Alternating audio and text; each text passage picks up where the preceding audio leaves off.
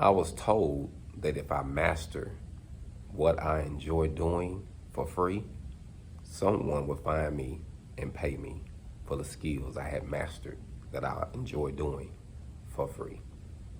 They'll pay me for it. I didn't believe it at the time. Fam, I'm not gonna lie to you. I thought it just sounded good. But now I've been welding over 20 years, and someone literally came and found me to do something that I would do for free. I enjoy aiding, assisting. I enjoy educating. I enjoy helping a person get from one level to the next. I would do this for free, family, but we know we got bills to pay, mortgages, food, all this above. But I can still be able to help people.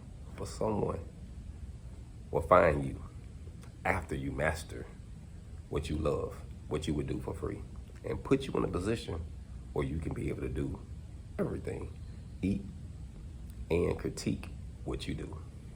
Family, I wouldn't believe it until I was placed in the situation. So I just want to say to my younger generation out here trying to figure out a way to get the bag, because everybody wants the bag. I hear them. What you want? I just want the bag. You're going to have to master something first. Once you master something, it's going to be easy for you to get the bag you want. It's going to be easy. Actually, people are going to come looking for you to give you the bag you've been looking for. But you got to master something. What is it in your life that you enjoy doing that you would do for free? What skill that you really, really want to learn? Get that. Master it. Critique it.